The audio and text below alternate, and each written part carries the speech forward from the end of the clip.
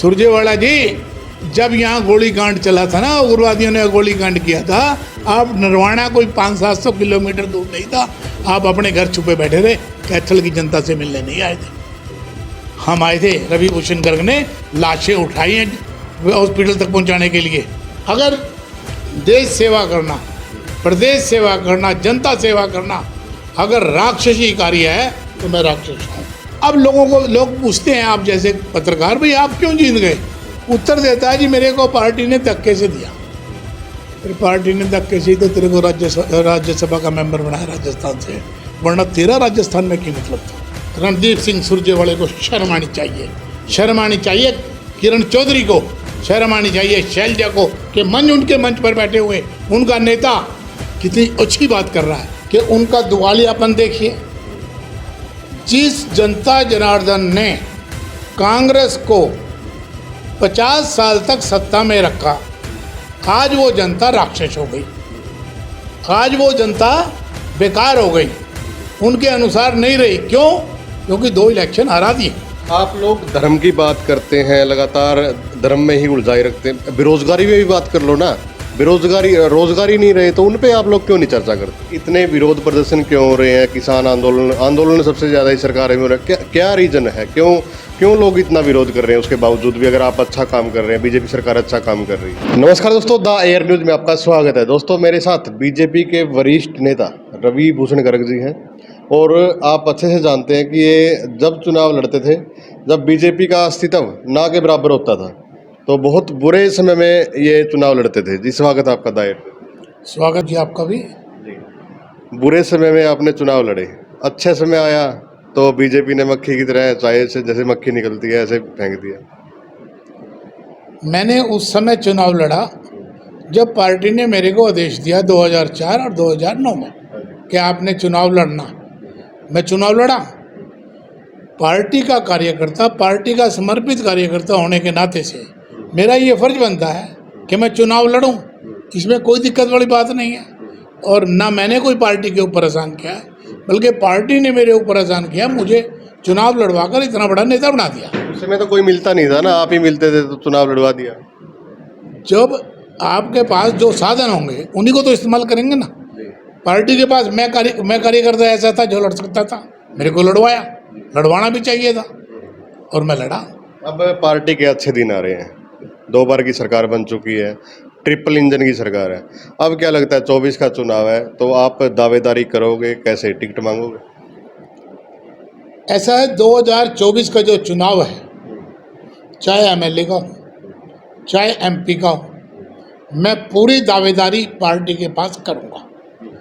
और उम्मीद है, क्योंकि मैं 1980 से पार्टी में हूँ, पार्टी की मैंने सेवाएं की हैं, एक कार्यकर्ता होने के नाते से, एक व्यक्ति होने के नाते से, जो सेवा मेरे से बनी वो मैंने की, और उसी सेवा के नाते से मेरा ये मानना है पार्टी मेरे को जरूर टिकट देगी।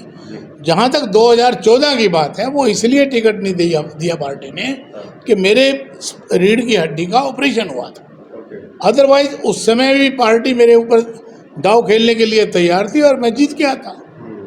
तो 19 में क्या, 19 में आपने टिकट नहीं मांगी या फिर कैसे? नहीं, फिर 19 में मैंने टिकट नहीं मांगा। 19 में मैंने टिकट नहीं मांगा क्योंकि मेरी सोच ये थी कि अगर मेरे देश का प्रधानमंत्री मेरी पार्टी का, मुख्यमंत्री भी मेरी पार्टी का हो जाए तो अच्छी बात है। तो उम्मीद नहीं थी आपको जीतने की, या फिर कैसे, क्यों नहीं मांगी? नहीं, ऐसा नहीं होता। इलेक्शन है, इलेक्शन रेत की द्वार है, कब गिर जाए कब खड़ा हो जाए ये कोई पता नहीं लगता। मेरा वो कहना ये था कि मैंने बस मन नहीं बनाया कि 19 में मैं चुनाव लड़ूं। मैंने सोचा पार्टी की सेवा करेंगे, क्योंकि श्रीमान मनोहर लाल जी से मेरी बात हुई थी, मैं उनकी रेजिडेंस पे गया था। उन्होंने कहा कि रवि, पार्टी का काम करिए, पार्टी की सेवा करिए, और जब आपको कुछ देना होगा तो आपको बुला के देंगे।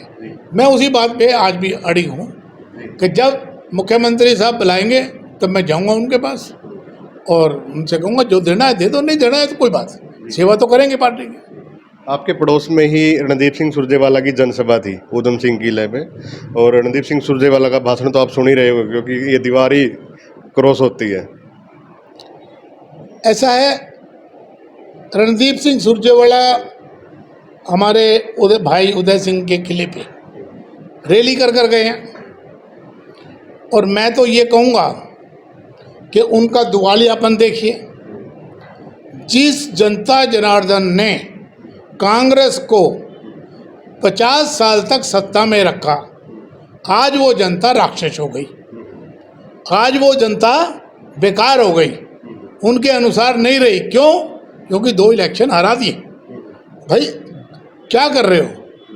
जब 50 साल राज किया तब तो वो जनता बहुत बढ़िया थी। और मैं आज भी एक बात कहता हूँ कि मैंने BA सेकेंड ईयर में एक किताब पढ़ी थी इंग्लिश की, promises to keep, Pandit Nehru की लिखी हुई है। कितनी बड़ी विडंबना है कि पंडित नेहरू कहते हैं it is my unfortunate I born in India. यानी देश का प्रधानमंत्री वो इस प्रकार की बात करता है। कांग्रेस सरकार और उनके सहयोगी दल ये कहते हैं कि राम हुआ ही नहीं, माता सीता हुई नहीं, राम सेतु था ही नहीं, उसका अस्तित्व नहीं था, वे तो देवता हो गए। हम जो कहते हैं राम जी थे, हनुमान जी थे, भगवान कृष्ण थे, माता सरस्वती थी, लक्ष्मी थी, हम जो है राक्षस हो गए। अगर हम राक्षस हैं, मैं 1980 से पार्टी का समर्पित कार्यकर्ता हूँ और मैं मान लूँगा अगर देश सेवा करना, प्रदेश सेवा करना, जनता सेवा करना अगर राक्षसी कार्य है तो मैं राक्षस हूँ।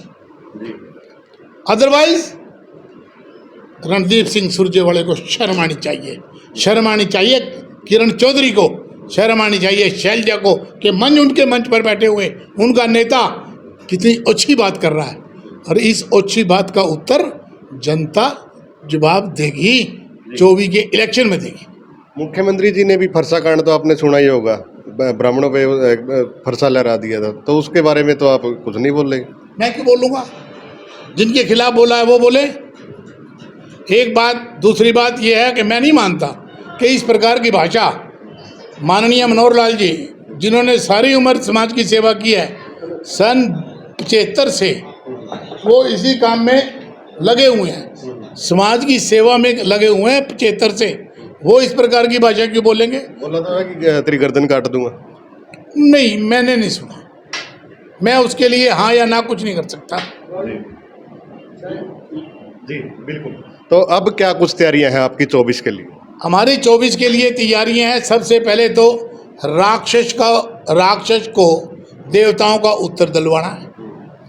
उसके लिए मैं अपने आप को पार्टी के प्रति समर्पित करता हूं। पार्टी टिकट देगी चुनाव लड़ूंगा, पार्टी टिकट नहीं देगी, क्योंकि ये भी हो सकता है ना, मेरे से अच्छे कैंडिडेट भी हो सकते हैं, तो जिसको पार्टी टिकट देगी जी जान से उसके लिए काम करेंगे और हरियाणा में फिर से सरकार लेकर आएंगे।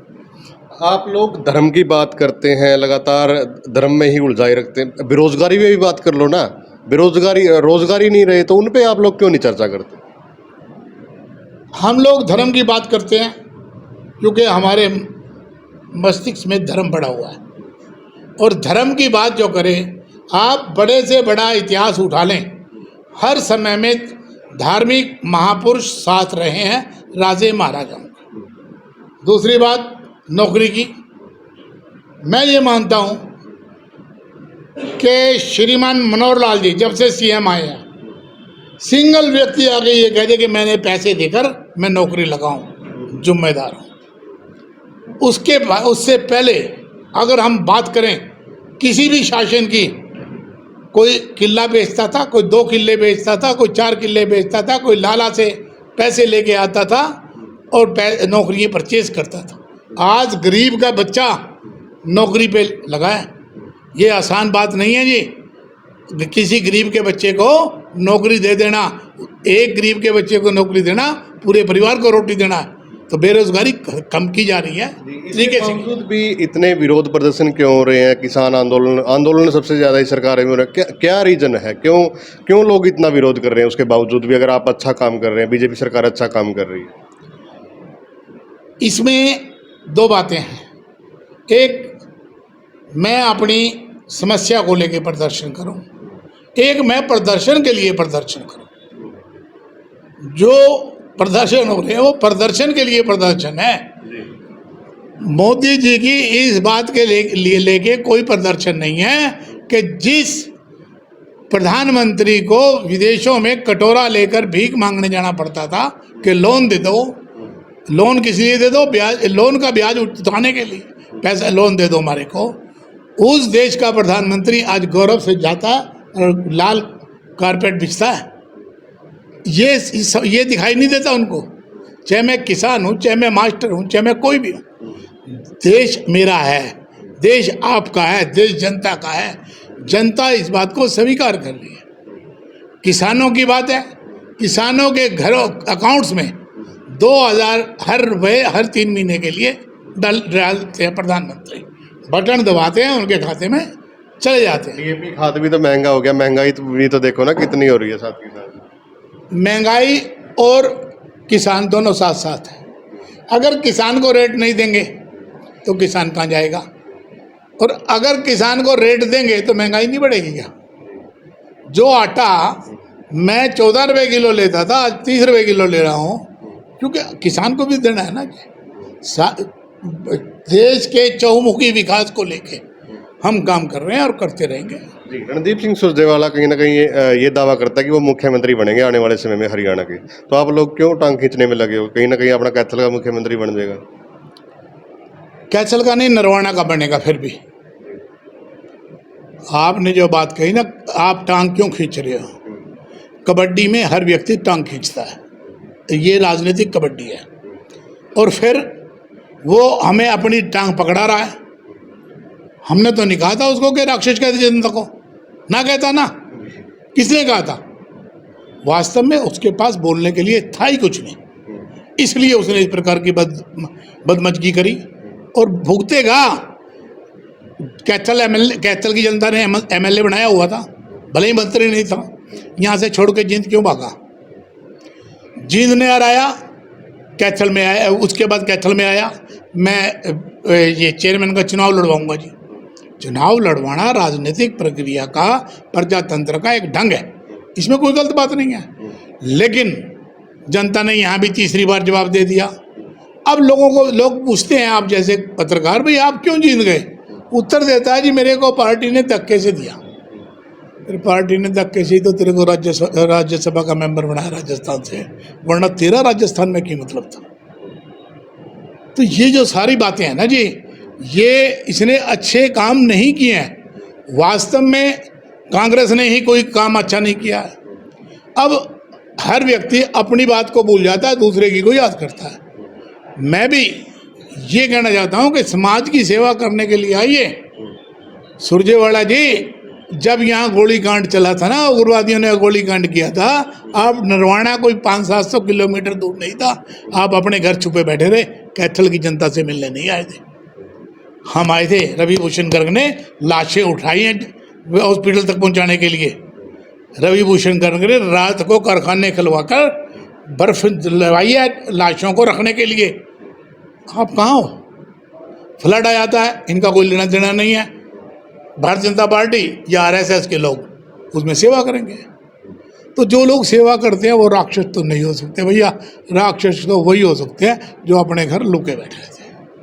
धन्यवाद बातचीत करने के लिए। तो भाई, धमाकेदार इंटरव्यू आपने सुना, तो आपकी क्या कुछ राय है कमेंट के माध्यम से ज़रूर बताएं। धन्यवाद।